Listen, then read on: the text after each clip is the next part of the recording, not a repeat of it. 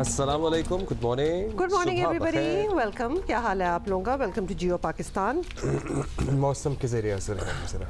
अब्दुल्ला भाई बीमार हैं आज थोड़े से, क्या हुआ है? वैसे ही कंजेशन एंड हालांकि हमारा कोई मौसम को इतना चेंज चूंज भी नहीं हुआ। नहीं हो रहा, लेकिन I went to doctor yesterday and he said कि I am having hundreds of patients every day with this viral flu fever and congestion.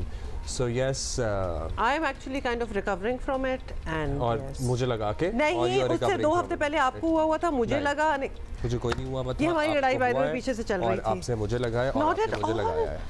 Please anyway, ये स्कोर हम बाद में सेटल करेंगे। इसकी इन्वेस्टिगेशन अभी बाकी है। लेकिन क्रिकेट वर्ल्ड कप में कल हमारा मुकाबला होना है जनूबी अफ्रीका के साथ। एक दिल कहता है कि हम इस बारे में बात ही ना करें और एक दिल कहता है कि चलें, अब चल तो रहा है, जैसा भी है प्रोग्राम भी करना है, आपको अपडेट भी करना है, बात भी करनी है, लेकिन सच्ची माने तो अब दिल नहीं करता इसकी बात मैं थोड़ी सी But that is not our role. Our role here is to keep the hopes and spirits alive और हम hopeless बिल्कुल ना हो और look forward करें ये वो। लेकिन हम देख रहे हैं कि क्या हो रहा है, मतलब पाकिस्तान और साउथ अफ्रीका का कल मैच होगा इंशाल्लाह। और इस वक्त अगर हम एक इंस्टेंट पोल करवा लें, अगर आप हमें ट्वीट कर सकते हैं तो tell us who do you think will win. Who we want to win is another story all together. Of course we want के पाकिस्तान ही जीतेगा इंशाल्लाह, और कुछ भी हो सकता है, जीत भी सकता है। लेकिन इस वक्त स्ट्रेंथ देखें ना टीम्स की, तो वेयर डज पाकिस्तान स्टैंड? तो किसी कोई भी हरीफ सामने आ जाए तो डर ही लगा रहता है कि क्या होना है। अच्छा, इंटरेस्टिंग बात ये है कि हमारे जो डायरेक्टर क्रिकेट है मिकी आर्थर, हमारे जो बॉलिंग कोच है और हमारे जो बैटिंग कोच है, तीनों का ताल्लुक साउथ अफ्रीका से। अगर वो अब भी हमें ना बता सके ना कि हमें किस तरह से हराना है साउथ अफ्रीकन्स को, तो फिर तो इन तीनों से सही जवाबदही होनी चाहिए, क्योंकि पहले भी जवाबदही तो होनी ही चाहिए। जो सूरत हाल है हमारी, मतलब टीमों के लिए 450 350 रन बनाना ऐसा लगता है अब कोई बात ही नहीं है। हम भी मेरा ख्याल है कि सोच रहे होंगे बैठे, I am sure Babar and the boys must have gotten time or chance to look into it कि भाई हमारा style of cricket कैसा है in this day. Do we have a style of cricket? सबसे पहले तो ये बात है ना कि हमारा sometimes we do well, sometimes we don't. हमारा कोई ऐसा कोई फॉर्मूला नहीं है। तो लिहाजा मुझे नहीं पता कि ये क्या सिखा सकते हैं और इनसाइट्स ये क्या दे सकते हैं ऑब्वियसली। लेकिन वी आर होपिंग कि हम ज़रा मेंटली फ़िट हो चुके हो। मेरा ख्याल है मेंटली फ़िट होने की बहुत ज़रूरत है। फ़िज़िकली अपनी हेल्थ अपनी उसका बहुत टेक केयर करें। हम कुछ थोड़ी सी ब्रेक आई थी ना बीच में, एक याद भी दिलाना चाहते हैं कि खिलाड़ियों के फील्डिंग और कैचेस और इंसानों के मुतालिक वसीम अकरम ने भी कुछ कहा था और ख़ासतौर पे फिटनेस के हवाले से बहुत कुछ कहा था। हमारी फील्डिंग जो है ना इस वक्त, सब लोग मिसबाह को याद करते हैं, मिसबाह उल हक के ज़माने में जो भी टाइम्स थे, लोगों को वो इसीलिए खिलाड़ियों को जहर भी लगते थे। ठीक है, वो बात अपनी जगह के जिसको उन्हें पास करना होता था वो फिटनेस टेस्ट में पास कर भी देते थे अपेरेंटली, एलिजिडली। ये भी जो सीनियर रिपोर्टर्स हैं, हाँ, मुबैना तौर पर वो सीनियर रिपोर्टर्स हमारे बताते हैं, लेकिन at the same time there was something, a system in place कि you have to pass a fitness test. अब चलो जी, there was a system in place that you have to pass a fitness test and पिछले 2 साल से कोई fitness test हुआ ही नहीं है। ये सोच के तो बिल्कुल ही आपकी हमाइयाँ उड़ जाती हैं। कहीं भी आपकी नौकरी हो, कुछ भी आप कर रहे हो, स्पोर्ट्स हो, व्हाटएवर, मतलब एक चीज़ होती है जो रिक्वायरमेंट ऑफ दैट जॉब होती है, जैसे कि क्रिकेट में या एनी स्पोर्ट में फिटनेस, तो उसी का टेस्ट नहीं हो रहा तो क्या आगे बनेगा। अच्छा, वसीम अकरम का क्या कहना था ये ज़रा देखिए, रिमाइंडर।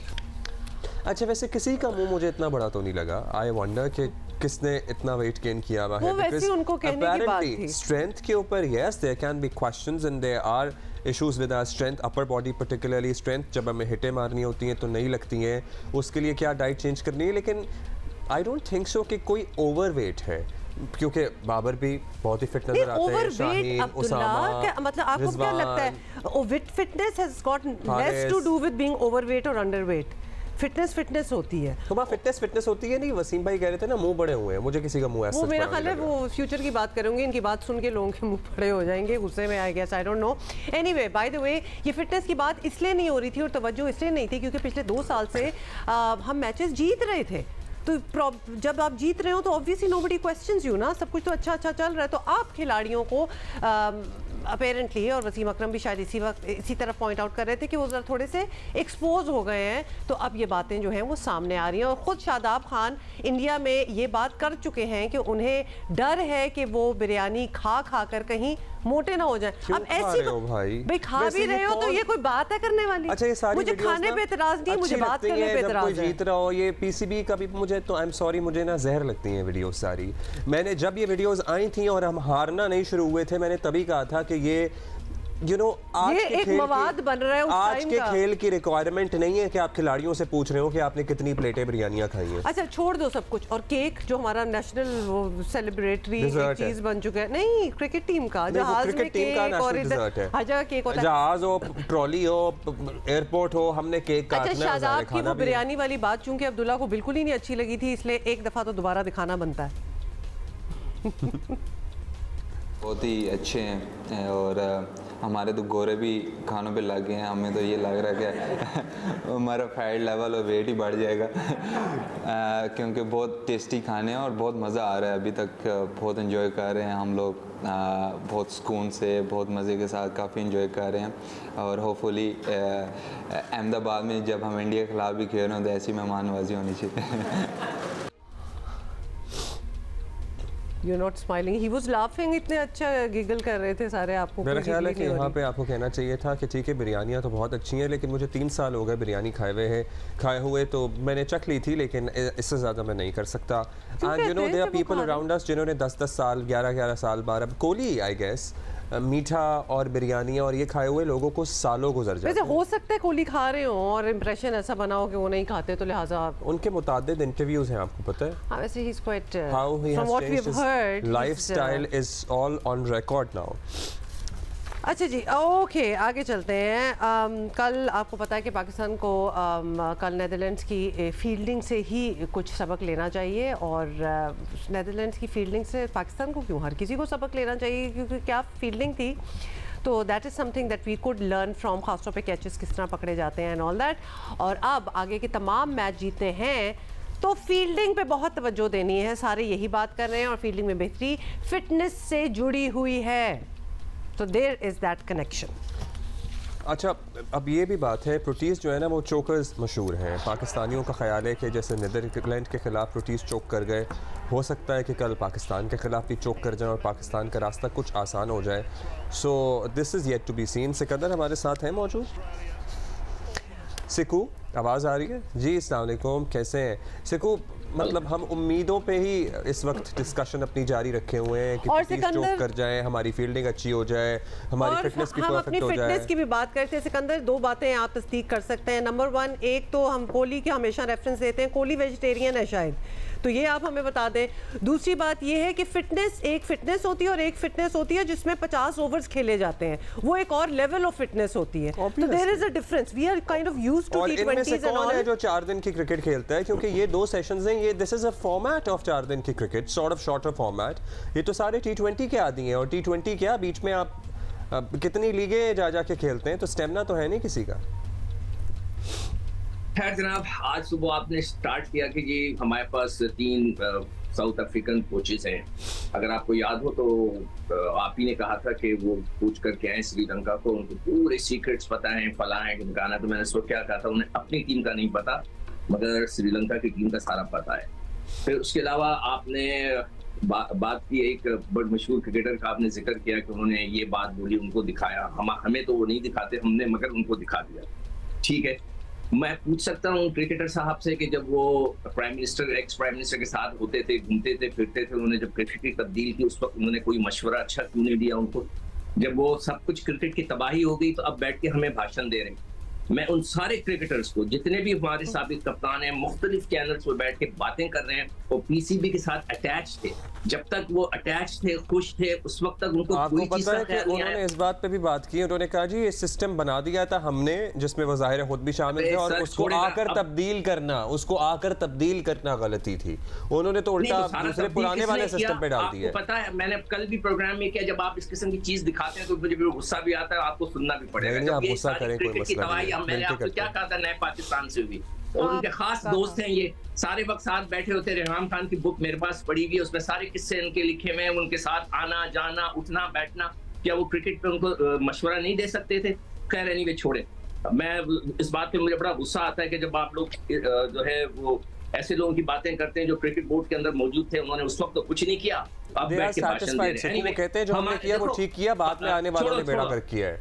नहीं अब्दुल्ला छोड़ो, चलो ठीक। हम लोग एक्चुअली हमारा क्रिकेट बोर्ड, हमारे प्लेयर, हम जितने क्रिकेट फैन है ना, छोटा सोचते हैं।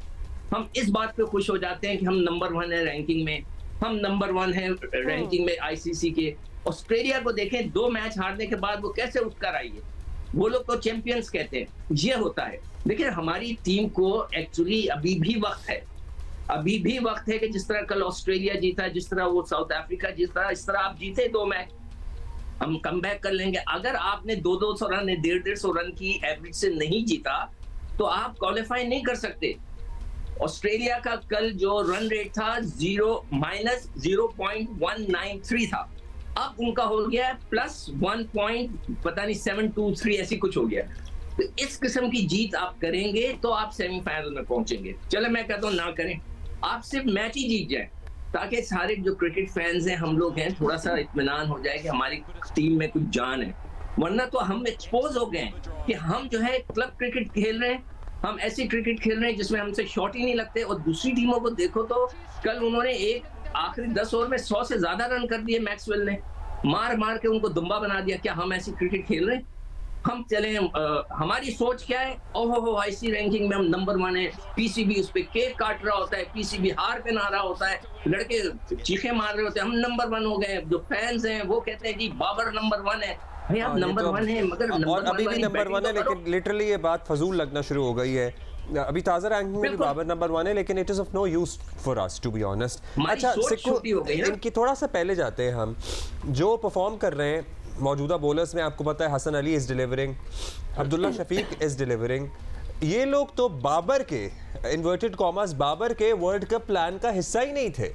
जैसे कि लोग यहाँ अबरार की कमी भी महसूस कर रहे हैं, जो ये जो क्लोज सर्कल या फ्रेंड सर्कल है यही चले चले आ रहा है। अब ये जो पर्टिकुलरली 2 एग्जांपल्स हैं, ये जो हमारे सामने डिलीवर कर रहे हैं, ये तो बाबर साहब के प्लान का हिस्सा नहीं थे।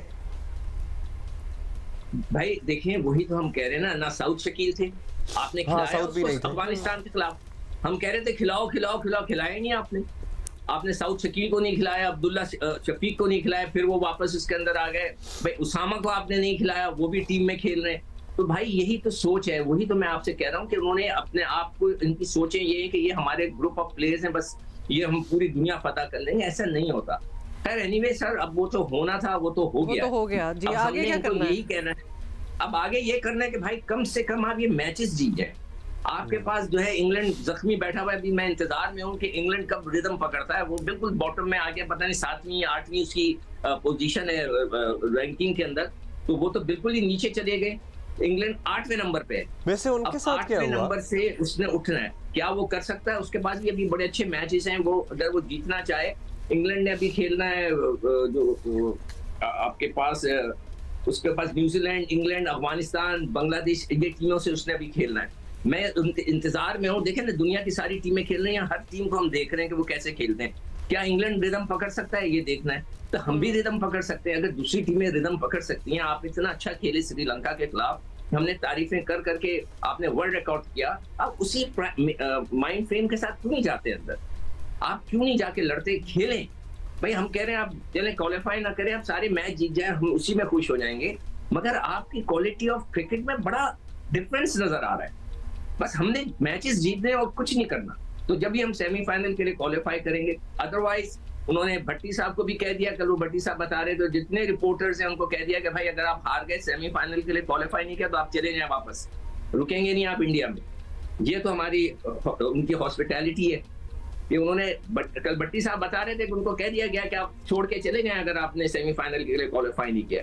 और हमने जो है वो बस पांव पकड़ के उनके हमें खिलाओ, वर्ल्ड कप में खिलाओ, हमने की cricket. This is so insulting because we are there to cover the tournament as a journalist. दुनिया के बाकी जर्नलिस्ट मौजूद हैं। बिल्कुल, they are supposed to cover the whole tournament, उसमें सेमीफाइनल भी है, फाइनल भी है। मगर कल भट्टी साहब प्रोग्राम में बता रहे थे, उनसे कहा कि आप जाएं, आप अगर हार गए, पाकिस्तान ने क्वालिफाई नहीं किया, तो all the Pakistani reporters, all the media person has to leave.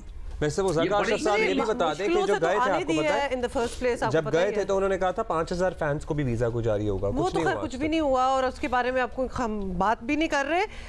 Is there अब in the grand scheme of things Sikandar, अभी जो अगर आप देखें रैंकिंग बोर्ड के कौन सी टॉप टीम है इस वक्त, खैर इंडिया अनबीटन है इस वक्त, कोई वीक टीम जिस तरह हम कहते थे जी नेदरलैंड्स के खिलाफ तो हो ही जाएगा, अफगानिस्तान के खिलाफ तो हो ही जाएगा, अब ये सारे मिथ्स खत्म हो गए हैं। Any team can actually come up which we have seen, जिस तरह अफगानिस्तान ने हमें उड़ाया है, तो अब तो लगता है कि सारा शफल हो गया टेबल।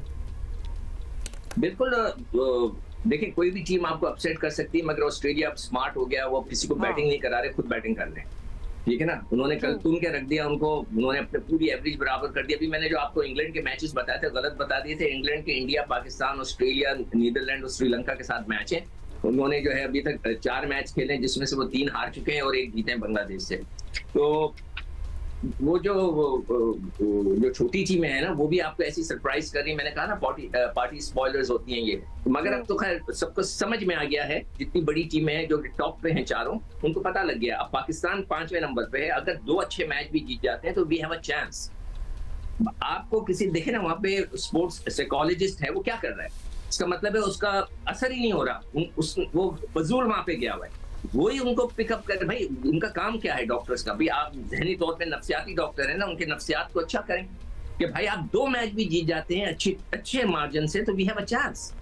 तो अच्छा, अब ये कुछ बात इनसाइडर्स का ये भी कहना है कि हमारे यहाँ ये न्यूट्रिशनिस्ट, साइकोलॉजिस्ट, अब पूरी दुनिया में इसकी एक्सपर्टीज मौजूद है, पढ़ाइयाँ होती हैं, लेकिन हमारे यहाँ अभी तक डिप्लोमा होल्डर ये फराइज सर अंजाम दे रहे हैं। डिप्लोमा हो या पूरा पीएचडी करके आए, क्या हम सुनने को तैयार हैं?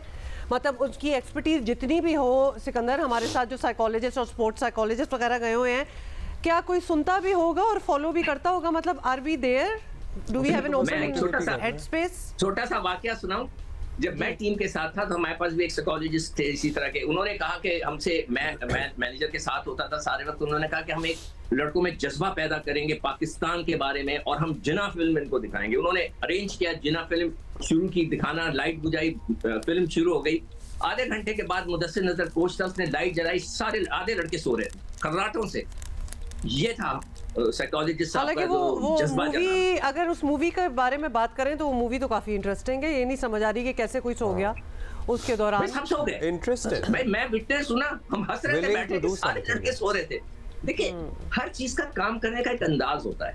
आप लड़के प्रैक्टिस करके आए हैं, थके हारे आए हैं, उनको सुबह ट्रेनिंग किए हार्ड, आपने एसी चला के कमरा बंद करके चिल करके आपने उनको फिल्म दिखानी शुरू की, वो तो सोएंगे, उसका भी तो एक तरीका होता है ना। तो हमारे माशाल्लाह से आपने सही कहा, सारे डिप्लोमा होल्डर ही है।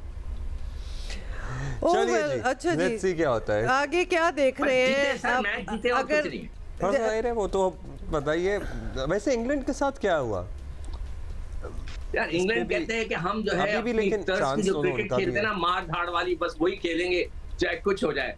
वो तो 3 साल बाद पता चलेगा जब मैकलम उनका जो कोच है जिसने ये तर्ज की क्रिकेट लाई थी कि टेस्ट क्रिकेट में वो जबरदस्त खेले, सब कुछ करके यहाँ फेल है। इसीलिए मैंने कहा ना, मैं इंतजार में हूँ कि वो कमबैक कब करते हैं। देखें ऑस्ट्रेलिया ने बड़ा जबरदस्त कमबैक कर दिया, वो तीसरी पोजीशन पे आ गए। अब इंग्लैंड ने जो है, लेकिन हम जब ये बातें करते हैं ना, पिछले हफ्ता 10 दिनों से हमारी रोज सुबह इसी से स्टार्ट होती है। अब एक टीम मार धाड़ वाली कर रही है, जिस तरह आप बता रहे हैं इंग्लैंड का, तो वो तब नहीं ठीक खेल रहे, हम डिफेंसिव और थोड़ी सी टिमिड प्लेइंग कर रहे हैं, हम तब नहीं ठीक कर रहे। मतलब व्हाट इज द फॉर्मूला, क्या करना है? कुछ नहीं है। देखें क्रिकेट में या स्पोर्ट्स में रिदम आना चाहिए। आपका रिदम नहीं आता, पाकिस्तान टीम के पास रिदम नहीं आया हुआ, प्लस उनकी क्वालिटी ऑफ क्रिकेट वो नहीं है जो कि दूसरों के पास है।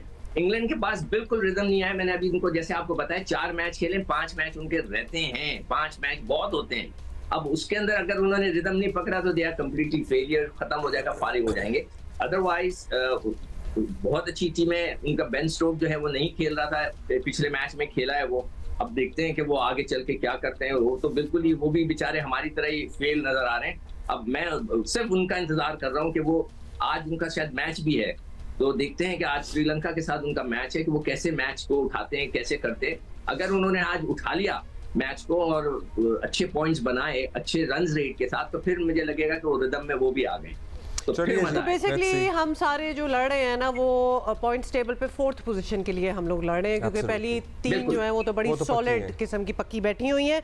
अच्छा सिकंदर हमारे साथ ही रहे। एक और खबर में ये है कि जी कौमी टीम के साबिक कप्तान, wicket keeper, batter Sarfaraz Ahmed की क़यादत में कराची वाइट्स 10 साल बाद कायदे आज़म ट्रॉफी जीतने के करीब पहुंच गए हैं। तो ये ज़बरदस्त बात है। पहली इनिंग्स जो है वो double century maker Saim Ayub की, दूसरी इनिंग्स में भी सेंचुरी और middle order batter Asad Shafique ने भी सेंचुरी बनाई है। इसकी बदौलत कप्तान सरफराज अहमद ने 7 विकेटों पर 370 रन बनाकर इनिंग्स डिक्लेयर कर दी। पहली इनिंग के खसारे के बाइस फैसलाबाद को जीत के लिए 790 रन का हदफ मिला। फैसलाबाद ने चौथे दिन खेल के अख्तिताम तक 6 विकेटों पर 129 रन बनाए थे। आज आखिरी रोज़ कराची को जीत के लिए सिर्फ 4 विकेटें दरकार हैं, जबकि फैसलाबाद को मैच जीतने के लिए मजीद 661 रन बनाने होंगे। So Karachi has almost made it. So सिकू, ये जो कायदे आज़म ट्रॉफी है, ये हमारे जो लड़के खेल रहे हैं, इनमें से कितनों ने लास्ट टाइम इसमें हिस्सा लिया होगा? सर यही तो रोना है। मैं जो आपको कह रहा था कि अभी जैसे ही वर्ल्ड कप खत्म होगा, बांग्लादेश की लीग हो रही है, कितने लड़कों ने साइन कर दिए हैं उधर जाके खेलने के लिए। क्या पाकिस्तान क्रिकेट बोर्ड को चाहिए कि उनको वो दे एनओसी? क्रिकेट बोर्ड को चाहिए कि अगर इनकी परफॉर्मेंस अच्छी नहीं हुई तो इनके सेंट्रल कॉन्ट्रैक्ट को भी रोके कि भाई आपने 60 लाख रुपए महीना ले रहे हैं, 60 लाख रुपए महीना पाकिस्तान के स्टैंडर्ड्स के हिसाब से, तो भाई परफॉर्मेंस भी वैसे ही दो। अगर आपने खेलना है क्रिकेट, इन लड़कों को चाहिए कि सब 4 रोज की क्रिकेट खेलें। हर शख्स कह रहा है, जिनका आपने इंटरव्यू दिखाया था वो शख्स भी यही कह रहा है कि जनाब 4 दिन की क्रिकेट खेलें। जब तक आप 4 दिन की क्रिकेट नहीं खेलेंगे आप नहीं बन सकते। तो इन लड़कों पर ये मस्ट होना चाहिए कि वर्ल्ड कप के बाद ये जाएं, उसके बाद एक और ट्रॉफी, कायदे आज़म के बाद एक और ट्रॉफी होगी जो डिपार्टमेंट की होगी, 4 दिन की होगी, ये जाकर खेलें। इनके लिए मस्ट होना चाहिए। हारिस रऊफ ने सिर्फ 9 जिंदगी में खेले, सिर्फ 9 मैच ऐसे, ये बहुत इंपॉर्टेंट होता है कि ये शान मसूद हैं, साइम अयूब हैं, आने वाली सीरीज में आपको लगता है कि इन्हें चांस मिलेगा नेशनल टीम? देखें, हमारी टीम जो है ना कुछ लड़कों की ग्रिप में है, आपको वो तोड़ना पड़ेगा। माजरत के साथ मैं फिर वही बात करूंगा कि आपको जो कोच है वो तो गोरा है ना, क्यों गोरा रखते हैं कि ये अगर एक ही प्रोविंस के या एक ही, मैं मजबूरन कहना पड़ रहा है, अगर एक ही इलाके के एक ही जुबान बोलने वालों को आप एक जगह जमा कर देंगे तो फिर आपकी सिलेक्शन फेयर नहीं होती। आपको इनको ब्रेक करना है, और माशाल्लाह से हमारे चीफ सेलेक्टर इंजमामुल हक को सब पता है, मगर वो उनका अपना है, वो अपने दोस्तों को लेके आ रहे हैं कि जी आप यूसुफ को बना दें कोच जूनियर का, वो उस पर लड़ रहे हैं। मतलब यहाँ दोस्तियां चल रही हैं, कोई पाकिस्तान के लिए नहीं सोच रहा। हमें ये सारे लड़के, साइम अयूब ने तो रिकॉर्ड कर दिया, 200 किए और 100 किए, किसी ने नहीं किए, मतलब इतनी बड़ी बात कर दी। शान मसूद को टीम में होना चाहिए था। आप बताइए, बेंच पे हमारे कोई नहीं है, शान मसूद को होना चाहिए था वहाँ पे जमान खान को होना चाहिए था, वहाँ पे सरफराज को होना चाहिए था। आप ये देखें ना, आप खिलाएंगे किसको? अगर आप बेंच से उठाकर किसी को खिलाना चाहते हैं तो वहाँ पर कौन है? सलमान है आपका, मोहम्मद हारिस साहब हैं, और एक आपका अनफिट बैठा हुआ है बेचारा फखर, और है ही। आप लेकर जाते हैं ना सर, आप इन लड़कों को, तो अच्छे लड़के हैं, सीनियर लड़के थे, उनको क्यों लेकर गए?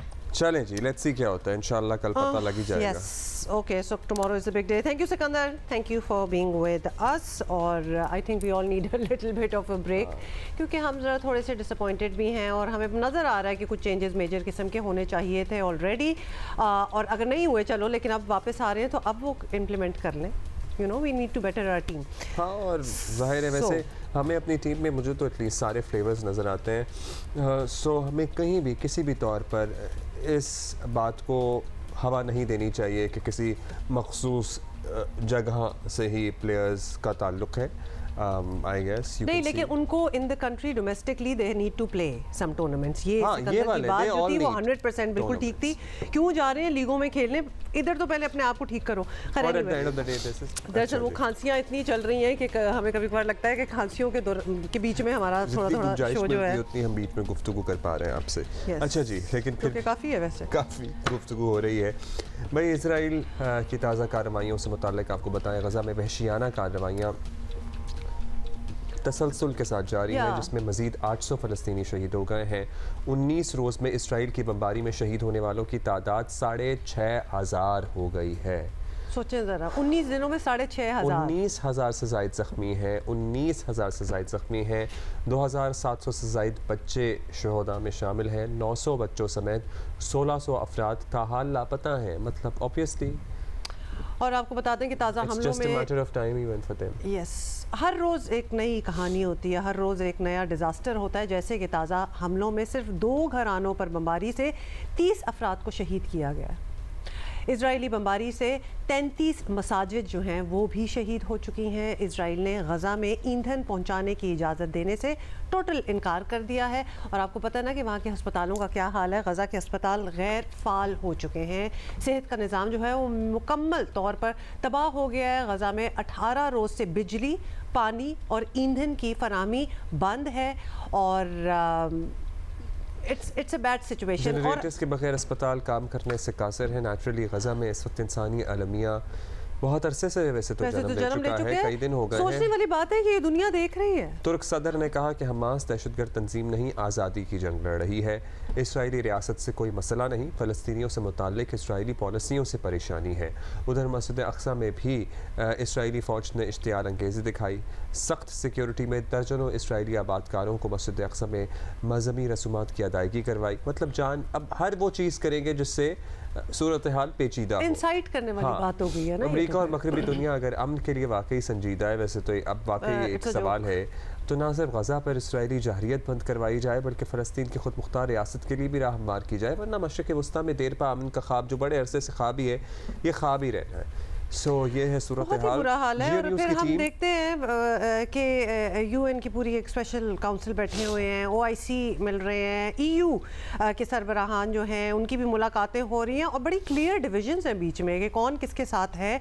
अब वो भी चीज़ें जो है सामने आना स्टार्ट हो गई हैं। लेकिन सोचने की बात ये है कि 2023 इस साल जब हम दुनिया की तारीख देख चुके हैं कि जंगें और फिर क्या उनसे कुछ मिलता है कुछ नहीं मिलता, हम लॉसेस और गेंस का पूरा एक बैलेंस जो है वो भी देख चुके हैं over the past many decades. अभी भी इस किस्म की चीज़ें हो रही हैं। और फिर इजराइल को जिस फरोग के साथ इजाज़त दी जा रही है ना कि ना सिर्फ कि वो गज़ा में बमबारी करेंगे, वो इर्द गिर्द के मुल्कों में भी कर रहे हैं। मतलब एज ऑफ टुडे वो 3-4 मुल्कों में तो उनके बम गिर चुके हैं। लबनान में अगर आप देख लें, बॉर्डर एरियाज में, और दुनिया देख रही है। अच्छा, ये जो है ना, ये भी रिपोर्टर हैं अल जज़ीरा के जिनकी आप फुटेज देख रहे हैं जो बीच पे हैं, ब्यूरो चीफ है वहाँ के।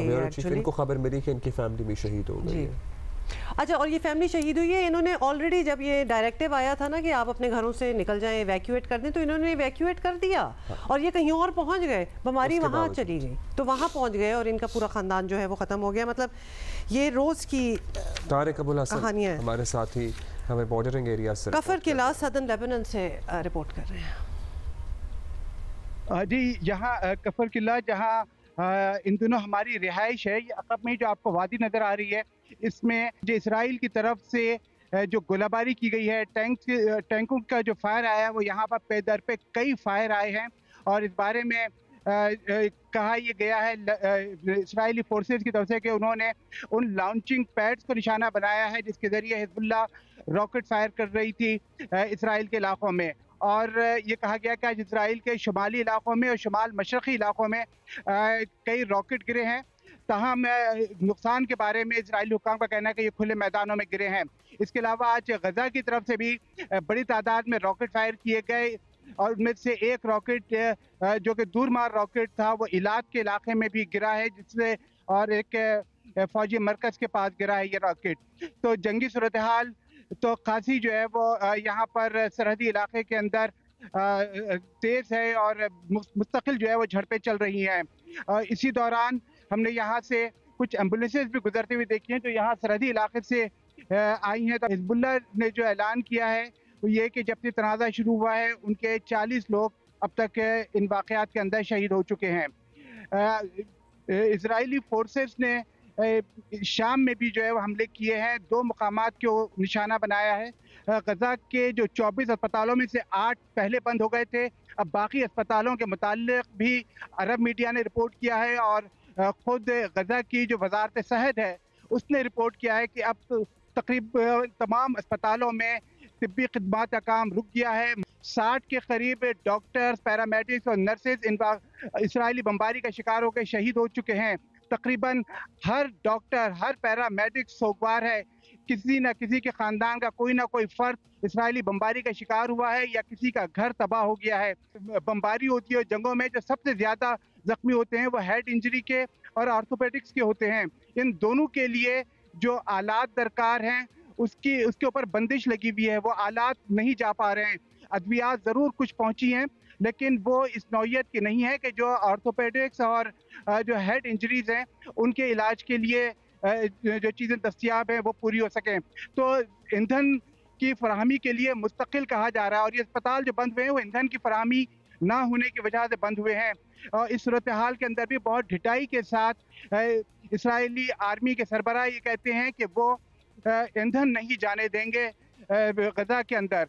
तो उसी की वजह से अभी तक जो है वो ईंधन की फराहमी नहीं हो सकी और अस्पतालों में सारी खदमात बंद हो गई हैं। और अब तीसरे मरहले पर जो गजा की बेकरियाँ हैं, बुनियादी तौर पर इस तरह की बेकरी भी नहीं है बल्कि ये तंदूर हैं, तो 10 तंदूरों के ऊपर जो है वो हमला किया गया है और उनको तबाह किया गया है। गजा में इस वक्त वाहिद सोर्स जो है गजा की फराहमी की गजा में वो यही तंदूर है कि जो आटा और दीगर चीज़ें पहुंच रही हैं किसी न किसी अंदाज में, तो ये पकाकर रोटियां लोगों में तकसीम की जा रही हैं।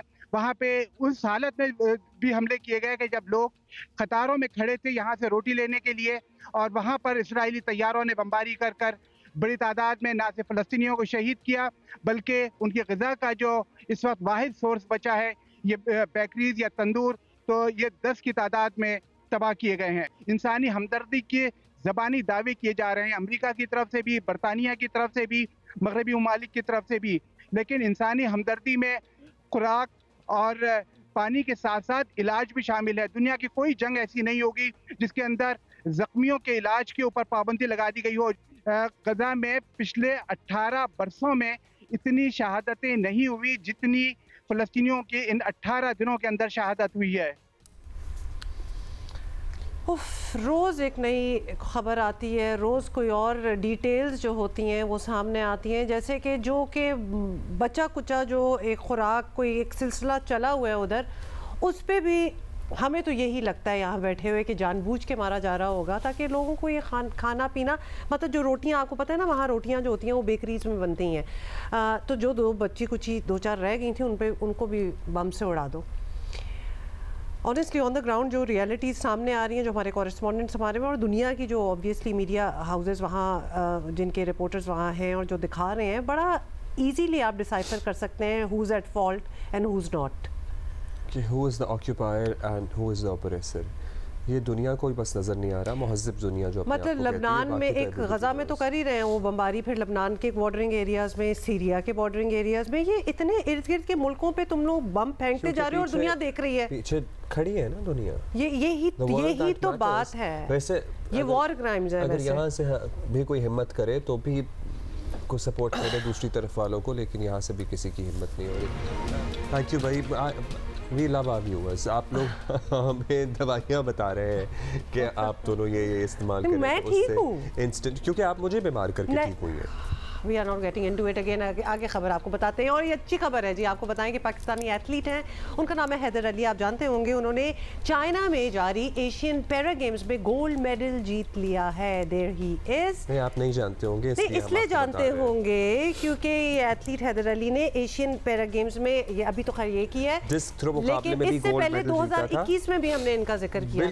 था, लेकिन 2021 का जिक्र कहाँ याद होगा लोगों को, इसलिए हम आपको बताएंगे because we love to celebrate victories. और हमारे बहुत ही कम वैसे तो मेडल्स आते हैं खेल के मैदान से, लेकिन अब आना शुरू हो गए हैं। तो हैदर अली आपको याद दिला दें 2021 की गोल्ड, वेट करो, पैरालंपिक्स में भी उन्होंने गोल्ड मेडल पाकिस्तान के नाम कर चुके हैं पहले ऑलरेडी।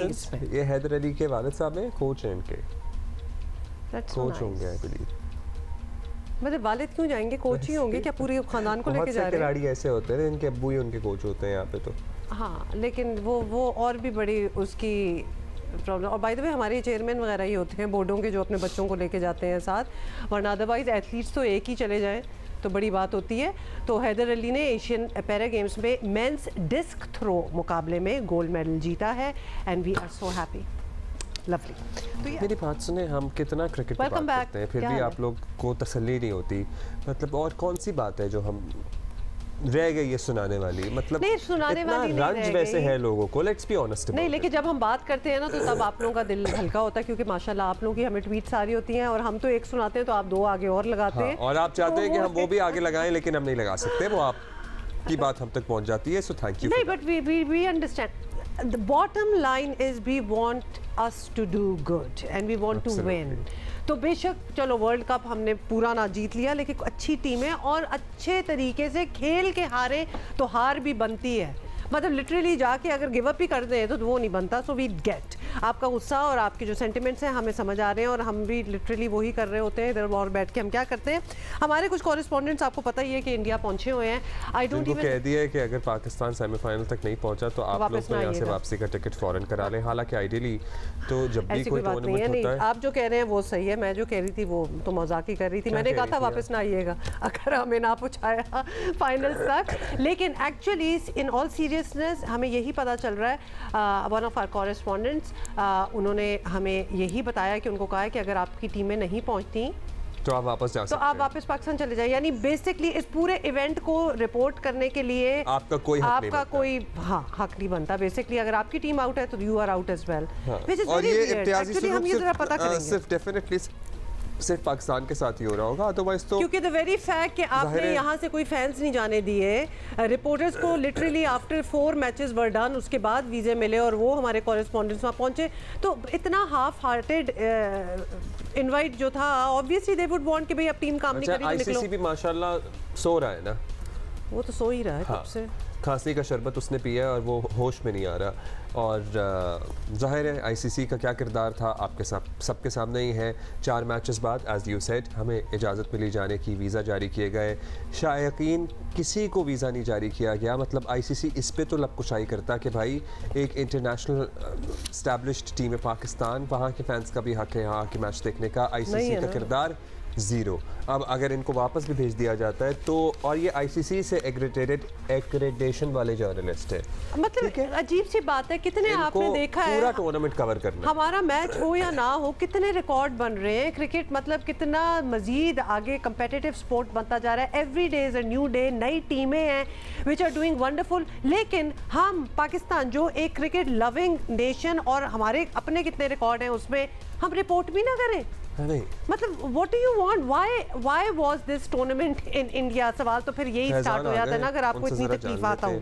अच्छा फैज़ान, हम बात कर रहे थे कि किस तरह से भट्टी साहब की गुफ्तगू हम तक पहुंचाई सिक्कू भाई ने कि भाई कह दिया है कि अगर आपकी टीम आगे ना गई तो आप लोग भी वापस जा सकते हैं, आप पूरा टूर्नामेंट कवर नहीं कर सकते।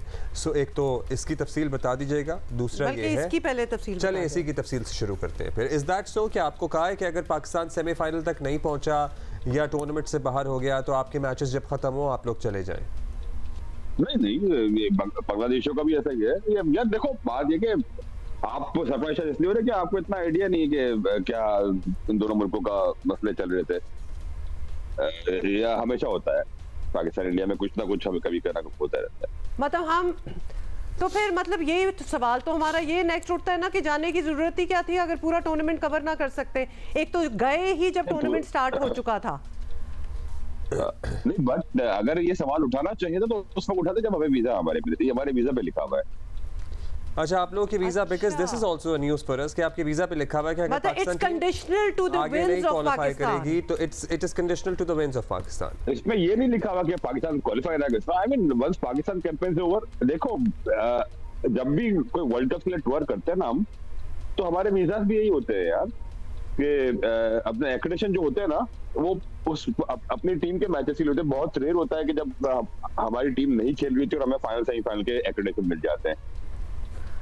अच्छा फैजान, अब हमारे देखने वाले जानना चाहते हैं, आपको पता है हमारे व्यूअर्स जो है ना क्रिकेटर्स और क्रिकेट से बड़ी मोहब्बत करते हैं, तो आप हमें बताएं कि हमारी टीम ने प्रैक्टिस सेशन किया तो कौन कौन मौजूद था, कौन कौन नहीं था, और अपेरेंटली आपकी कोई मुलाकातें भी हुई हैं, गुफ्तगू हुई है अब्दुल्ला शफीक के साथ, कोच के साथ, कुछ बताइए। यार हमारी आई मीन कल जो प्रैक्टिस सेशन हुआ था वो तो सही रहा था, और प्लेयर्स प्रैक्टिस सेशन में तो अच्छा ही खेल रहे होते हैं। जब मैच हो रहा होता है तो फिर पता नहीं क्या हो जाता है। बट अगेन यार जो सिचुएशन होती है लाइक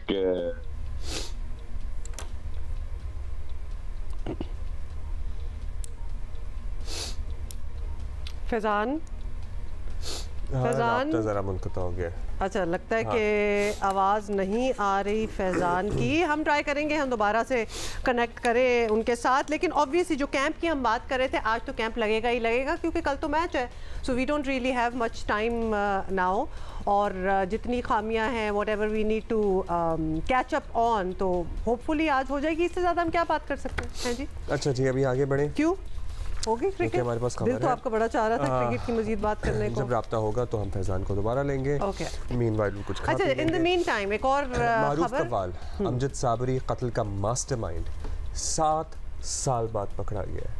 चलो, सीटीडी के मुताबिक दहशतगर्द कासिम रशीद को खुफिया इत्तला पर पटेल पाड़ा से गिरफ्तार किया गया। उसने आसिम और इसहाक नामी लोगों के जरिए अमजद साबरी का कत्ल करवाया। हुक्काम के मुताबिक गिरफ्तार दहशतगर्द ने 4 रेंजर्स एहलकारों के कत्ल का भी एतराफ़ किया।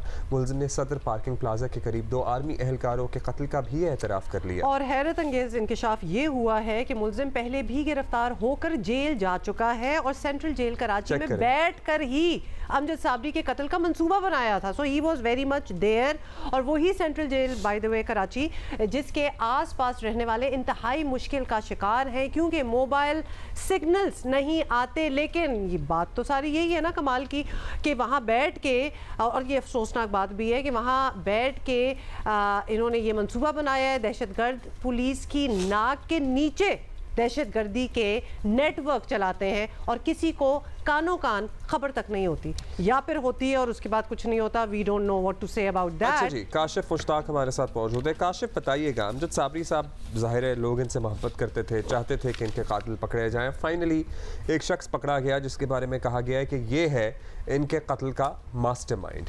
क्या इसका नाम या इसका तस्करा इससे पहले भी कभी हुआ या अचानक से ये पकड़ा गया है तो बताया जा रहा है कि जी इसने कत्ल किया है इनको?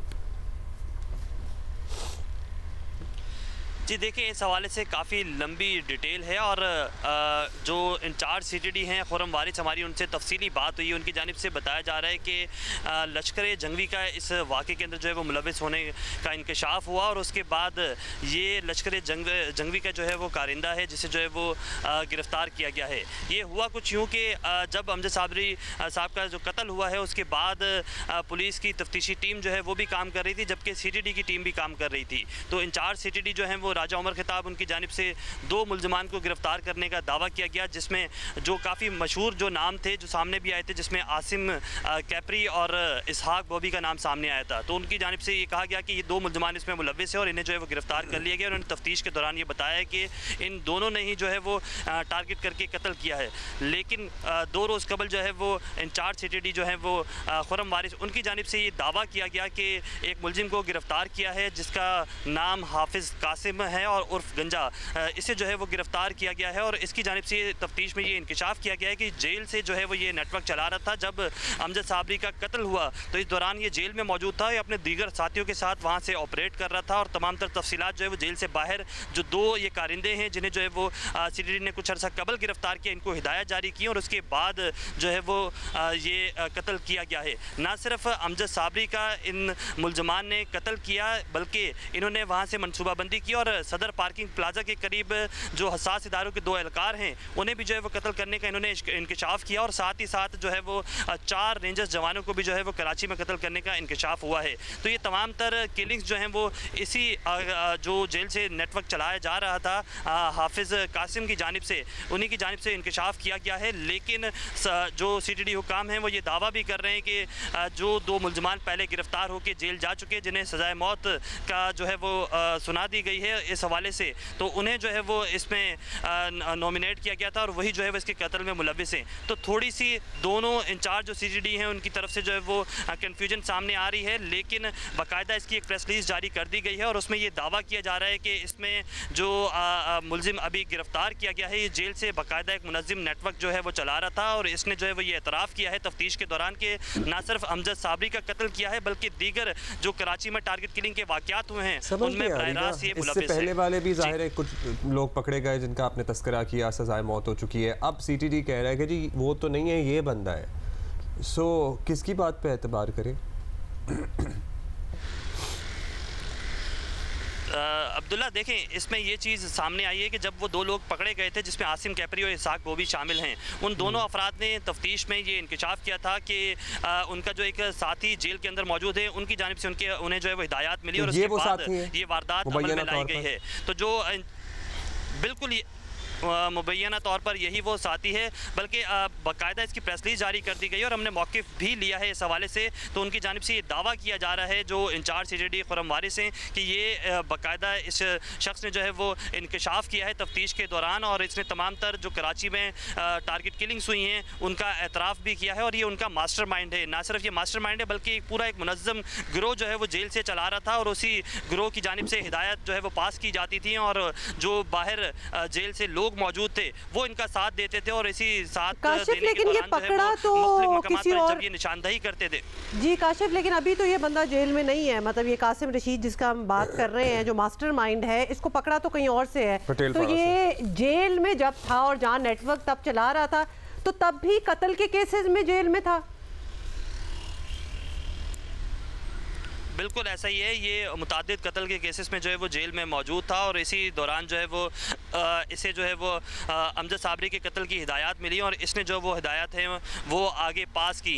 तो ये उस वक्त जेल के अंदर मौजूद था, इसका एक नेटवर्क जेल से मुनज़्ज़म तौर पर चलाया जाने का इंकशाफ हुआ है और जो बाहर लोग मौजूद थे उनकी जानिब से जो है वो अमजद साबरी की पहले रैकी की गई और रैकी के बाद जो है वो उन्हें कत्ल किया गया। इस शख्स को जो है वो 2 रोज़ कबल CTD हुकाम की जानिब से दावा किया जा रहा है कि कराची के इलाके पटेल पाड़ा से जो है वो गिरफ्तार किया गया और तफ्तीश में अब तक इसने जो है वो अमजद साबरी के कत्ल में मुलविस होने का इंकशाफ किया है। साथ साथ जो है वो साथ इदारों को एहलकारों को जो है वो टारगेट करके जो कत्ल किया गया उनका जो है वो एतराफ़ किया है और 4 रेंजर्स के जवानों का भी एतराफ़ कर चुका है। मज़ीद भी इंकशाफात होना बाकी हैं, जबकि जो खुर्रम वारिस हैं इंचार्ज उनकी जानिब से ये भी दावा किया जा रहा है कि जब आसिम कैपरी और इसाक बॉबी को गिरफ्तार ये बताया है तफ्तीश में, कुछ सामने आई किसी के कहने पे या किया दीगर कत्ल भी जो किए वो मतलब ये सारा क्यों कर रहा था?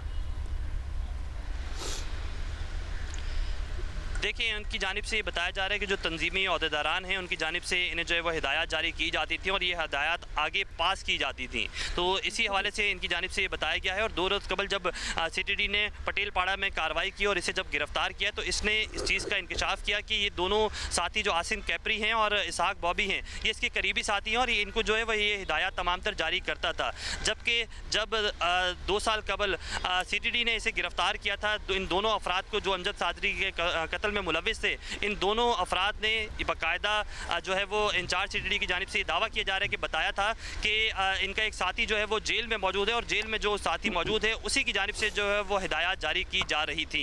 तो ये कन्फ्यूजन जो है वो शायद CTD इंचार्ज की जानिब से भी जो है वो क्लियर कर देनी चाहिए कि बाकायदा इनका ये तीसरा साथी मौजूद था। 2 साथी जो है ऑलरेडी जो है इनको है वो सज़ाए मौत सुनाई जा चुकी है, अब इसको गिरफ्तार किया गया है और इसकी जानिब से तमाम तर तफसीलात जो है वो नहीं। तो अब तो खैर ये बड़ा साफ काशिफ ये भी पता चल रहा है कि कासिम रशीद को भी ऊपर से डायरेक्टिव्स ही आ रहे थे, तो मास्टरमाइंड भी मजीद इससे ऊपर भी कोई होगा। ये कड़ियां हैं जो जुड़ रही हैं।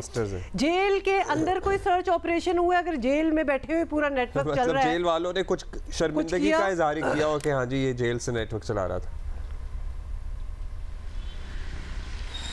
बिल्कुल, जब ये जेल में मौजूद था और इस के हवाले से जो है वो उस वक्त ये सामने आया था कि अमजद साबरी को जिन अफराद ने कत्ल किया है उनका जो मास्टरमाइंड है या जो उनको हिदायत देने वाला है वो जेल के अंदर मौजूद है। तो आपको याद होगा कि उस वक्त जो है वो एक ऑपरेशन जेल में बाकायदा किया गया था, वहाँ जो जैमर्स लगे हुए थे उसे मजीद सख्त भी किया गया था और बाकायदा एक बहुत बड़ा ग्रैंड ऑपरेशन हुआ था।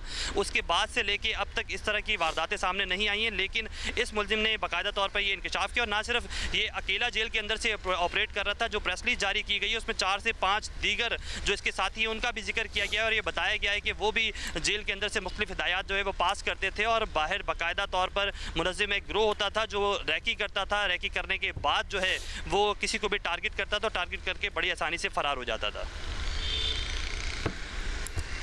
Kashif, thank you for giving us this information which has given rise to a lot of questions कि मतलब ये जेल माशाल्लाह हमें हमेशा ये लगता है कि जेल में अगर ये नेटवर्क चल रहा था तो उससे सेफेस्ट जगह क्या हो सकती है कि हम जेल में मिलते हैं, वहाँ बैठ के हम मज़ीद कार्रवाई की प्लानिंग करते हैं और अगर सर्च ऑपरेशन जो कि हमारे कॉरेस्पॉन्डेंट हमें बता रहे हैं कि हुआ और उससे पहले भी बड़े जैमर्स लगाए गए तो जैमर्स ने तो मोबाइल नेटवर्क और सब कुछ ही ख़त्म करना था, या तो पूरी खबरी बैठे हुए थे मेरा ख्याल है, ये अंदर जाना आना जाना यही लगा होगा कि एक दूसरे को पूरी इंफॉर्मेशन और इंस्ट्रक्शंस और ये सब कुछ जा रही हैं।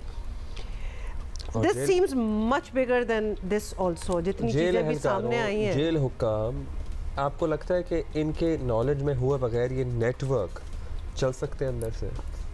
We are not like blaming anybody, लेकिन कोई तो इनसाइड जॉब होती है ना, मतलब कोई तो बीच में मुलव्वस होंगे। ये दिस नीड्स टू बी, इसको तो बहुत सीरियसली और मेटिकुलसली जिसको कहते हैं ना, कि तो रोज प्रेस रिलीज आनी चाहिए, बताएं कि इसने क्या बताया। और दूसरी बात ये कि जेल हुक्काम का एक क्लियर कट मौक़िफ़ आना चाहिए कि भाई when he was in jail who were the persons in charge of the cell, jail का कौन सुपरिटेंडेंट था, क्या सूरत हाल थी, कैसे ये चला रहा था नेटवर्क। एंड ऑल्सो बिकॉज ये कोई इतना बड़ा सरप्राइज भी नहीं है, हमें पता है कि इस किस्म की चीज़ें होती हैं, लेकिन वी वुड थिंक कि जब एक ऑपरेशन बीच में जेल की भी सफाइयाँ हो रही हों और ऑब्वियसली देख रहे हैं कि क्या हो रहा है, तो तब तो उसको ज़रा एयर टाइट कर देंगे ना कि इस किस्म की हरकतें ना हों। अच्छा प्लीज स्टेडियम का नाम जरा कंफर्म कर। चट्टोग्राम ये बांग्लादेश में है। तो ज़रा एक और बात कर लें, इस बार हम विमेंस क्रिकेट की बात कर रहे हैं और चट्टोग्राम में खेले गए सीरीज़ के पहले T20 मैच में ये विमेंस सीरीज़ हो रही है। बांग्लादेश ने पाकिस्तान को 5 विकेट से हरा दिया है और पाकिस्तानी विमेंस बैटर्स पहले T20 मैच में बेहतर परफॉर्म ना कर सकें। पाकिस्तान विमेंस महज 82 रन्स पर ही ख़त्म होगी, ढेर होगी, basically that's all they made. और मुनीबा 16, बिस्मा मारूफ 20, निदा डार 14 और नतालिया परवेज़ 15 रन्स के साथ नुमायाँ रही बाय द वे 15 रन्स के साथ। और बांग्लादेश विमेंस ने 83 रन्स का हदफ जो था वो 3 गेंदों पहले 5 विकेट पर पूरा कर दिया। निगार सुल्ताना 26 रन बनाकर नॉट आउट रही। 3 मैचेस की सीरीज़ में बांग्लादेश को 1-0 की ऑलरेडी बरतरी हासिल हो गई है। सो हम कहीं भी जीत नहीं रहे हैं क्रिकेट में, जीत जाएंगे इंशाल्लाह, मतलब we are not doing that well. अच्छा जी, अभी आगे बढ़ेंगे और ये भी आपको बताना ज़रूरी है कि एक दिन आराम के बाद मुस्लिम लीग नून के कायद नवाज शरीफ आज फिर अदालत के सामने पेश होंगे। साबिक वज़ीर आज़म नवाज शरीफ ने अल अज़ीज़िया रेफरेंस और एवनफील्ड रेफरेंस में अपीलें बहाल करने की दरख्वास्त दी हुई है। पिछली समात पर अदालत ने मुस्लिम लीग नून के कायद की हिफाजती ज़मानत में 26 अक्टूबर तक तोसी कर दी थी। सब नज़रें आज फिर इस्लामाबाद हाई कोर्ट पर है कि मामला किस तरफ जाता है। ये तो खैर पता चलेगा कि किस तरफ जाता है। इन द मीन टाइम नैब प्रोसिक्यूटर ने पिछली समात पर अदालत से साफ कह दिया था कि नैब नवाज शरीफ की गिरफ्तारी नहीं चाहता, जिस पर अदालत ने कहा था चेयरमैन नैब से पूछ लें क्यों ना आज ही अपील बहाल करके फैसला कर दे, अदालत का वक्त ज़ाया करने की क्या ज़रूरत है। इस पर नैब प्रोसिक्यूटर ने कहा था जब अपील मुकर्रर होगी तो वो हिदायत लेकर दलाइल देंगे। तर्जुमान तहरीक इंसाफ शोएब शाहीन समझते हैं कि नवाज शरीफ इश्तहारी हैं, इसलिए अदालत के सामने सरेंडर करने की कोई हैसियत नहीं। बात तो यह है कि इस वक्त वो इश्तिहारी मुजरिम हैं। इश्तिहारी मुजरिम का जो स्टेटस होता है सुप्रीम कोर्ट के फैसला जात की रोशनी में उनको जेल अथॉरिटीज के पास जाना है। जब तक उनकी सेंटेंस सस्पेंड ना हो वो बाहर अदालत में सरेंडर करने की कोई हैसियत नहीं है। चीफ जस्टिस साहब ने बेंच कैसे तब्दील कर लिया, ये तो पार्ट हट केस था जस्टिस मोहसिन अख्तर कियानी का और चीफ जस्टिस साहब का। और फिर ये नैब के तो मुलजिम नहीं है कि नैब से पूछे कि जी आपको इनकी गिरफ्तारी मतलूब है कि नहीं, रियासत के मुजरिम हुआ करते हैं। अच्छा जी, इन द मीन टाइम आपको बताते कि नवाज शरीफ को वक्ती रिलीफ तो मिल रहा है, लेकिन अदालतों का सामना करना बहरहाल एक मसरूफियत है उनकी। और ख़ुद चेयरमैन PTI ने अदालत में एक बार शिकवा किया था कि अदालत में पेशियों की वजह से सियासी सरगर्मियों के लिए वक्त नहीं मिल पा रहा, और यही सूरत हाल नवाज शरीफ की भी है। वो जब तक आज़ादाना सियासी सरगर्मियाँ शुरू नहीं कर सकते जब तक अदालती मामलात में उलझे रहेंगे ऑब्वियसली, और क्या कर सकता है इंसान। और ये हकीकत अपनी जगह है कि मियाँ साहब को अपनी इलेक्शन मुहिम और आगे की सियासी हिकमत अमली बनाने के लिए जाती उम्रा में सुकून से बैठना पड़ेगा, जो कि फ़िलहाल तो नहीं हो रहा। सुकून से क्यों बैठना पड़ेगा, उसके लिए काम करना पड़ेगा ना, उसमें भी बैठना तो नहीं पड़ेगा, उसमें भी आगे निकलना पड़ेगा।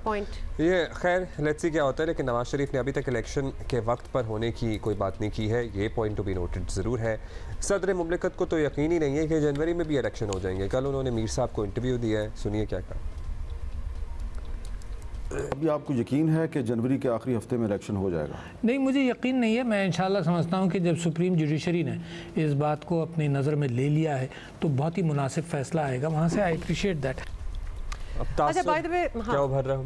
बिल्कुल यही है कि नवाज शरीफ जो है अभी इलेक्शन नहीं चाहते। बेसिकली तासुर यही है। और तासुर ये उभर रहा है, हमें नहीं पता, तासुर ये मतलब this is what it seems, ये लग रहा है ऐसा। और शायद वो रास्ते में जो तमाम उनकी कानूनी रुकावटें हैं वो चाहते हैं कि वो सब कुछ दूर हो जाए और उसके बाद में तसल्ली से वो मुहिम वाली बात भी जो हो रही थी, कैंपेनिंग की जो बात हो रही है, that's maybe how he wants to do it. जबकि पीपल्स पार्टी भी नून लीग को मुसलसल तनकीद का निशाना बना रही है कि वो इलेक्शन की बात क्यों नहीं करते। अब कर लेना, और डेट भी आनी चाहिए। वो तो इलेक्शन कमीशन को भी कह रहे हैं कि इट्स इनफ, डेट अब दे दे।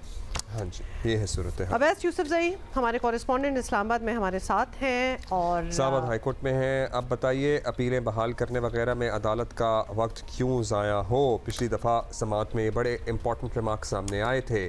आज क्या कार्रवाई एक्सपेक्टेड है अवैस? जी देखिए, जो इस वक्त अदालत के सामने सवाल है वो ये है कि मियां नवाज़ शरीफ ने इस्लामाबाद हाई कोर्ट में 2 दरख्वास्तें दायर की हैं, जिसमें ये इस्तदा की गई है कि एवन फील्ड रेफरेंस और अल अज़ीज़िया स्टील मिल्स रेफरेंस में उनकी सज़ा के ख़िलाफ़ अपीलें जो अदम पैरवी पर खारिज हुई थी उनको बहाल कर दिया जाए। और उन्होंने उस इस्लामाबाद हाई कोर्ट के ऑर्डर का हवाला दिया है जिसमें जब उन्हें इश्तिहारी करार दिया गया था और अपीलें खारिज की गई थी तो उस ऑर्डर में ये लिख दिया गया था कि नवाज़ शरीफ जब वापस आएँ, सरेंडर करें या अथॉरिटीज़ उनको पकड़ लें तो वो इस तरह की दरख्वास्त दायर कर सकते हैं। तो उसी ऑर्डर का हवाला दे के ये दरख्वास्तें दायर की गई हैं। इस पर गुज़िश्ता जब समाअत हुई तो अदालत ने, बेंच ने ये कहा था कि ये रूटीन का मामला नहीं है कि हम अपीलें बहाल कर दें। आपको पहले जस्टिफाई करना होगा कि जो आप अदालत से गैर हाजिर रहे, इश्तिहारी रहे, वो जानबूझकर नहीं थे। इस पर जो आज़म नज़ीर तारड़ उनके वकील थे, उनका ये कहना था अदालत में कि ये जो उनकी गैर हाज़िरी थी वो जानबूझकर नहीं थी। वो मेडिकल ग्राउंड्स पर बाहर गए थे और इलाज करा रहे थे, मेडिकल रिपोर्ट सबमिट कराते रहे हैं और वो इस नुक्ते पर अदालत को मुतमईन करेंगे। तो अदालत ने आज उनसे तो जो आर्गूमेंट्स मांगे हैं वो ये कहा है कि आप बताएं कि ये अपीलें काबिल समाअत भी हैं या नहीं, इसको जस्टिफाई करें। जबकि साथ ही साथ नैब को भी नोटिस जारी किए थे। प्रोसिक्यूटर जनरल नैब अदालत में पेश हुए थे। उन्होंने ये मौक़िफ़ इख्तियार किया था कि अगर नवाज़ शरीफ की हिफाजती ज़मानत में तोसी कर दी जाए तो उन्हें कोई एतराज़ नहीं है। और उन्होंने ये भी अदालत को बताया था, बेंच के रूबरू उनका मौक़िफ़ ये था कि वो नवाज़ शरीफ को गिरफ़्तार नहीं करना चाहते, जिस पर बेंच की जानिब से ये सवाल उठाया गया था कि अगर आप नवाज़ शरीफ को गिरफ़्तार नहीं करना चाहते तो आप ये बताएं क्या ये रेफरेंस भी आप चलाना चाहते हैं, क्या जो अपीलें हैं उसकी पैरवी आप करेंगे जिसमें सज़ा हो चुकी है, और इस मुतालिक आप डायरेक्शन ले लें कि आपने इसकी पैरवी करनी है या रेफरेंस ही वापस लेना है। तो इस नुक्ते पर आज प्रोसिक्यूटर जनरल नैब ने इस्लामाबाद हाई कोर्ट को वाज़े तौर पर 2 टोक अल्फाज में बताना है कि वो उनको क्या डायरेक्शंस मिली हैं और वो इसको आगे कैसे लेके चलना चाहते हैं। बेंच ने ये ना सिर्फ दौरान समाअत सवाल उठाए थे बल्कि जो रिटन ऑर्डर जारी किया था उसमें भी ये लिख दिया था कि वो हिदायत लेके आज अदालत को इस मुतालिक वाज़े बताएं ताकि अदालत इस पर कोई फ़ैसला करे। जी बहुत शुक्रिया आपका अवैस। लेट्स सी आज क्या होता है और फिर ज़ाहिर है you would keep us posted on Jio news. अच्छा जी, इन द मीन टाइम अगर वैसे तो बहुत हालात हैं, जैसे PIA के हालात हैं, वो भी हम आपको बता सकते हैं। Should we talk about that? We can talk about it because फ्लाइटें मुसलसल कैंसिल हो रही है। ना सिर्फ फ्लाइटें उनकी कैंसिल हो रही हैं, उसकी कैंसिलेशन की वजह से जो बाकी एयरलाइंस हैं ना हमारी डोमेस्टिक जो हैं उनकी प्राइसेस इतनी ऊंची चली गई हैं कि वो भी एक अजीब बड़ी अजीब किस्म का सिलसिला चला हुआ है। तो आपको बता देते हैं कि PIA की मकामी और इंटरनेशनल फ़्लाइट्स जो हैं वो मनसूख हो गई हैं। मज़ीद कितनी फ़्लाइटें हुई हैं? 49 50 हो गई हैं और ये मनसूख की गई परवाज़ों में कराची इस्लामाबाद की 5, लाहौर की 4, कराची कोयटा की 2 और कराची तुर्बत की 2 परवाज़ें जो हैं वो शामिल हैं। जस्ट सो यू नो, और ज़राए के मुताबिक ताज़ा अदायगी के बाद PIA के महदूद जो एयरप्लेन्स हैं उनको ईंधन फराहम किया जा रहा है और गुज़िश्ता 10 दिनों में कौमी एयरलाइन की 479 परवाज़ें मनसूख हो चुकी हैं। 400 से ज़ायद परवाज़ें 10 दिनों में मनसूख हो चुकी हैं। इमेजिन वैसे कितना नुकसान रोज़ाना की बुनियाद पर 50 करोड़ का ऑलमोस्ट नुकसान हो रहा है एवरीडे की बुनियाद पर। दूसरी बात यह है कि कितनी एम्बैरेसिंग सिचुएशन होती होगी एंड जो स्टाफ काम कर रहा है, I am sorry but you know कौमी एयरलाइन की हम बात कर रहे हैं, everything is you know this is a very risky, this is a very job which is very demanding as well. Yes, क्या but मोराल having होगा said that, ये हालात एकदम से अचानक और हमने कहा कि ओहो ये क्या हुआ, तो हमें पता ही नहीं था। ये बहुत अरसे से चल रहा है मामला, ये बहुत अरसे से पीआईए को रिससिटेट करने की कोशिश की जाती है। देख लिया इधर से, दीगर इदारों से, कहाँ से लोग ला के नहीं बिठाए और सर पे बिठा के काम करने की कोशिश की, इट डिडंट वर्क। मतलब जितनी एड मेरा ख्याल है कि पीआईए को दी गई है ना, जितनी सब्सिडी, बेल आउट पैकेजेस, इसको रिससिटेट करने के लिए, चलाने के लिए कि भाई चल पड़ो कुछ तो हो जाए, nothing, it really has come down to this कि अब लिटरली ऑलमोस्ट 480-500 फ्लाइटें जो हैं अगर आपकी ग्राउंड कर दिया गया है बेसिकली, तो अब क्या रह गया है पीछे। So you are very right about the embarrassing bit, because ये हमारी कौमी एयरलाइन है और जो कि एक ज़माने में क्या इसकी स्टैंडिंग थी इन द वर्ल्ड, लेकिन वो बहुत पुराने ज़मानों की, खैर हम बात कर रहे हैं। बहुत पुराने ज़माने की बात हुई है। उस दिन हमारी मुलाकात हुई थी यूएई के काउंसिल जनरल से और वो लिटरली पीआईए का वो टाइम याद कर रहे थे जब यहाँ से पायलट्स जाते थे तो एमिरेट्स को सेटअप किया था, उनको ट्रेन करने, वहाँ के पायलट्स को, और वो पूरी एयरलाइन को सेटअप करने में ऑब्वियसली बेहतरीन वालों को ही बुलाया था ना, तो पीआईए उस वक्त बेहतरीन होता था। इस वक्त पीआईए को देखें और एमिरेट्स को देखें, वैसे तो दोनों मुल्कों को भी देखने तो हालात। एक बात बताऊं, सबकी कंट्रीब्यूशन है, बीच में बहुत सारी जमहूरी और नॉन जमहूरी हुकूमतें भी आई हैं, किसी ने इसको ठीक करने के लिए इकदाम अगर किए तो दे डिडंट वर्क और किए भी नहीं। सियासी भर्तियां भी दबा के हुई हैं, सियासी भर्तियां, ये वो इदारे होते हैं ना जो कि हर पॉलिटिकल पार्टी इस चीज़ को रखती है पास, क्योंकि हमने जो इतने वादे किए होते हैं उनको कहीं तो भर्ती करना है। सो पीआईए या फिर for that matter remember steel mills का क्या हाल था, तो ये चीज़ें, ये जो इदारे होते हैं ये इन चीज़ों के लिए यूज़ किए जाते हैं। So who would want to fix it, हमने तो यूज़ करना है ना उनको at the end of the day. अच्छा जी, अभी आगे बढ़ेंगे और ये बताना आपको ज़रूरी है कि ममनुआ दवा के इस्तेमाल पर पाकिस्तान एथलेटिक्स फेडरेशन ने 4 एथलेटिक्स पर पाबंदी लगा दी है, जिसमें है जी कौन कौन शामिल। हाँ, 4 एथलीट्स पर पाबंदी लगा दी है। उज़ैर रहमान है, नईम अख्तर है और 2 लड़कियां हैं, इसमें राबिया आशिक और ईशा इमरान। 3 साल की पाबंदी का इतलाक होगा इन पे, 20 जुलाई 2023 से शुरू होगा और ये है सूरत हाल। Anti doping organisation of Pakistan के नोटिफिकेशन पर ये इक़दाम उठाया गया है। इस पे और क्या कहा जा सकता है? नहीं, इतना ही काफ़ी है इस पे। अच्छा जी, coming back to cricket, Pakistan cricket team के बैटिंग कोच एंड्रियो पोटिक ने कहा है कि पिछले 2 दिन मुश्किल थे, शिकस्त पर प्लेयर्स काफ़ी दुखी हैं। नेचुरली जी, आप कौम का हाल देखें, वो तो बहुत ही दुखी है और अब हर किसी की नज़रें जुमे के मैच में है, लेकिन आपको सर्टनली ये दुख भुलाकर अब जुमे के लिए खेलना होगा और अच्छा खेलना होगा। बस यही था, सुना दें। Yeah, the boys are hurting a little bit. It's been a tough couple of days, but I think everyone woke up this morning is really raring to go and looking forward to getting out in the park again on Friday and putting in a good performance. We need to bring our best game against them. They're obviously the informed side in the tournament. They've been really good with the bat and then taking wickets with a new ball and good in the field. So we're going to have to come up with our plans and make sure we bring our best game. We need to start well and we need to compete with them every ball. So we've got a quality lineup of batters. We all have their own individual skills and unique way of playing. So without a doubt, I mean, you can look at the record of all the guys. There's runs in that lineup. And on our day, we can compete with any side. So, that's our thinking. We'll come with nice positive intentions on Friday, and give it a good go. इंशाल्लाह भी साथ कहना चाहिए कि हम अच्छा खेलें। कल बहुत बड़ा मैच है, वो आप कह दें, और पूरा मुल्क, पूरी कौम इंशाल्लाह भी करे, एक तो जीतना ही चाहिए क्रिकेट में ऑस्ट्रेलिया ने नीदरलैंड को 309 रन से हराकर मेगा इवेंट की तारीख में नया रिकॉर्ड जो है वो कायम कर दिया है और टॉस जीतकर ऑस्ट्रेलिया ने पहले बैटिंग का फैसला किया है और आते ही नीदरलैंड्स के बॉलर्स का भुरकस निकाल, ये सही वर्ड है, पता है क्या ये बिल्कुल सही वर्ड है, यही होता है। हाँ, ये ऐसा ही होता है। डेविड वार्नर ने कितने बनाए? 93 गेंदों पर 104 रन बनाए। मैक्सवेल ने क्या हो रहा है, बल्ला पता नहीं तो क्या कर रहा था, बल्ला जो था तूफानी अंदाज में रन्स उगलता रहा और ऑस्ट्रेलिया स्कोर बोर्ड पर 399 यानी ऑलमोस्ट 400 रन्स का जो है वो। अच्छा, वैसे मेरी बात सुन लें, जब हम ये परफॉर्मेंसेस देखते हैं, इनकी बात करते हैं, हमें लगता नहीं है कि हम मिसफिट हैं इस पूरे टूर्नामेंट में? मुझे तो लगता है कि मेरा दिल चाहता है नीवे होके निकल आए।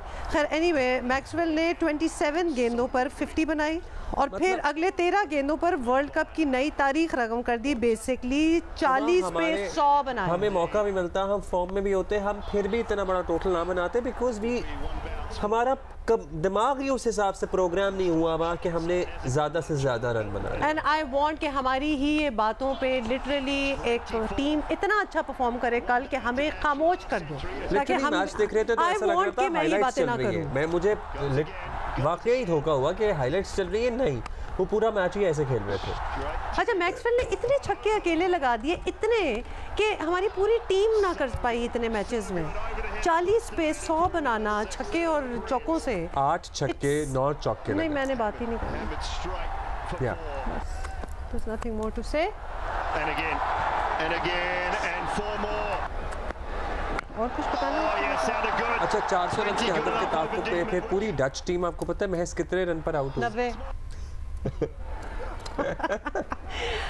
हाँ, ये वैसे कोई हंसने की बात नहीं है क्योंकि नहीं बट हंस लेंगे क्योंकि हम ने 4 खिलाड़ियों को आउट किया, ऑस्ट्रेलिया ने मैच 309 रन। ये क्या चल रहा है? बस कर दो खबर, और मेरा ख्याल है कि बस कर दो आज का ये शो, क्योंकि हम मजीद स्कोर और टीमों के नहीं बता सकते जब तक अब हम नहीं खुद नहीं बनाएंगे। हम नहीं बात कर रहे, सॉरी। और इन केस आपने इतनी बड़ी विक्ट्री चाहिए थी तो इनका रन रेट फिर माइनस से प्लस में हुआ है। आप अपने बारे में ऐसा सोच सकते हैं? नहीं हाँ, सोच नहीं सकते। मैं अब्दुल्ला यही कह रही हूँ, वापस आए सर, हमने बहुत देख लिया, दुखी हो गए हैं। अच्छे कैचेस थे।